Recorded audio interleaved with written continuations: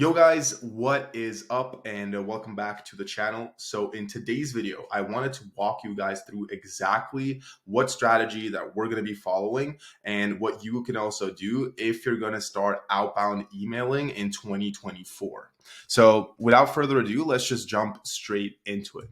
So step one is going to be finding your ideal client or customer profile. And so how do we do this? Well, there are three things that we need to look at when finding our ICP. And it's not an exact science, but it's a framework that you can think within to start recognizing and finding who are the group of people and the group of businesses that we should target with our advertising, right? So the first question you need to ask yourself is ease of acquisition. Like, how easy are these people to get a hold of? Right? Like, is it going to be one of those processes where you reach out to them and then it's a 6 month, 9 month, 12-month sales cycle? Or is there another group of businesses and people that you can reach out to that are a lot warmer and a lot closer to actually like making a buying decision that we can get a hold of so that we can actually start generating cash as soon as possible?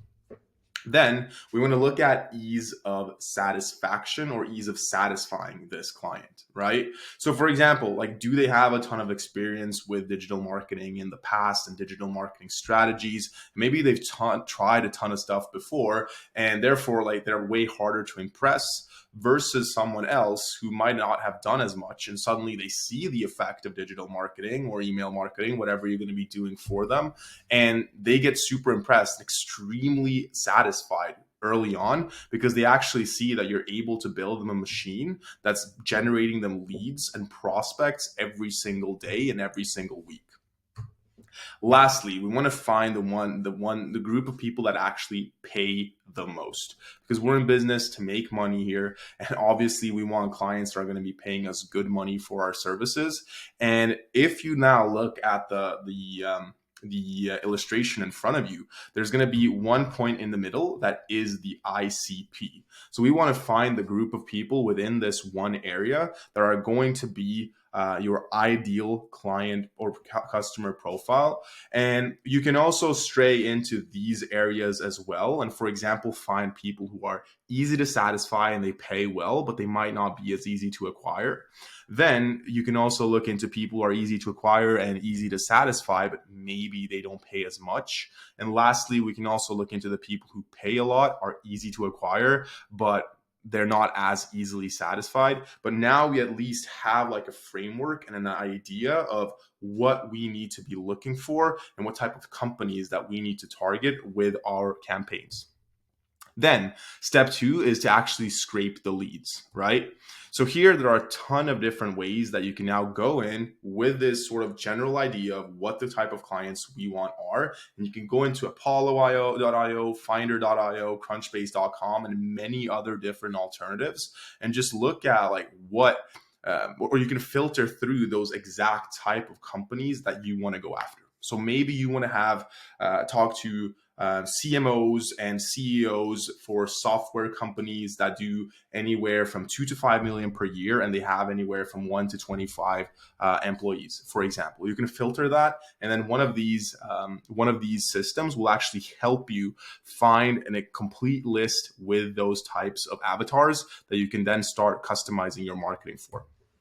Bonus step, you can also generate lookalike lead lists with something called Ocean.io. So let's say, for example, you're completely new to the game. What I would do at that point, if you don't have any existing customers, is you can actually go into the lead lists that you just generated through Apollo or some of the other softwares, and you can look at the people's website and sort of guess, okay, like, do I think this type of customer or these types of customers would be the absolute best, like within the ICP that we talked about.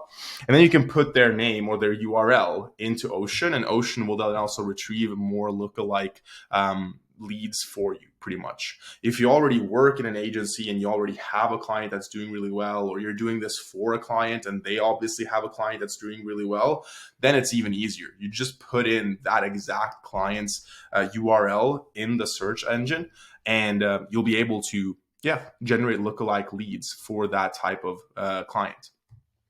Bonus step number 2 is also to enrich your leads. And here I would most definitely recommend clay.com, which is what we're also going to be using. So what I want you to think of clay.com as is basically an AI data gathering tool, right? So just for the sake of the example, let's say that you have a lead list of just 10 leads. I know it's not a lot, but just for the sake of the example, let's say you have a lead list of 10 leads and you know their name, their email, and you also have their LinkedIn profile. What you can do now is you can go into Clay and you can tell Clay, okay, Clay, I want you to scrape these leads and I want you to scrape their entire LinkedIn bio. So you get like exactly like where they're working, what their position is, how long they've been there, maybe even get like the short bio that people put into their LinkedIn. And that is one set of data that you can then use when you reach out to this person in a couple of minutes, in a couple of hours, when we sort of finish out this process. Then what you can do is you can also actually tell Clay to then go and scrape information off of like, okay, what's the most recent news from the companies that these leads work for or these prospects work for? Because you can imagine how once you have like their LinkedIn profile, their LinkedIn bio, like all that information, you also have some news from their company.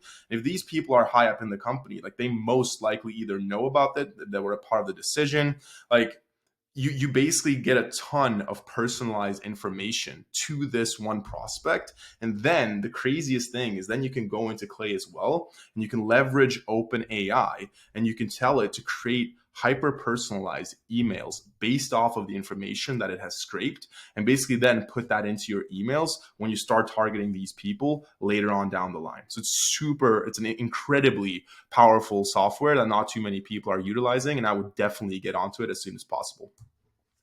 So step 4 is lead verification. Now, once you have the list, the only thing that we really need to do now before we can upload everything into the system is we want to make sure that all the leads and all the emails that we've scraped are actually real. And the reason that we want to do that is because if we continue to send emails through false emails or bad emails, after some time, these emails are just going to be pinged back to us. And over time, it's actually going to lower our score within Google and Microsoft and all the other email providers. And it's going to increase the likelihood of us ending up in spam at some point and our emails being blacklisted. So we really don't want to send emails to bad emails that are not real, because it will end up negatively impacting us down the line. So how does the software do it? So basically, first off, it tests the syntax. So is the format correct? AKA, is there Eldon at youtube.com, for example? Are there any illegal characters in the email? So for example, like down here, you can see how it says name dash comma at gma.ilcom, right? And we want to make sure that all the emails in our lists are formatted like this and remove all the bad leads, right? Step 2 is to actually verify the domain. So in the domain verification part of the process, it's just going to make sure that the domain at the end actually exists and that it is set up to receive emails. And then lastly, it's actually going to ping the server that the email address is hosted on, and it's going to verify the email's existence without actually mailing the email. So super powerful. After you've ran your leads through this tool right here, you're going to have a more complete in-depth list of only verified leads that you know are safe to actually send emails to. And then lastly, you just want to upload these lists to your email sending software. You might use Instantly, you might use Lemlist. There are a ton of them, but upload them into there and start sending the emails so that you can actually start generating leads and prospects for yourself or for your customers. And yeah, just launch the campaign. So that's pretty much it for today's video. This is the strategy that we're going to be using ourselves. Obviously, a little bit more in depth, a little bit more detailed. I'm going to keep you guys up to date with like everything that I learn in terms of this as well. But if you enjoy this type of content, make sure to subscribe down below, because I think I'm going to be moving way more into this type of content moving forward instead of just like everyday type of thoughts and stuff like that. I think this is more interesting. I think more people will get value out of this directly because it's more like a step-by-step framework framework that you can follow. And yeah, that's pretty much it. Again, remember to subscribe down below if you want to see more of this type of content, and I'll catch you guys in another video. See you then. Ciao.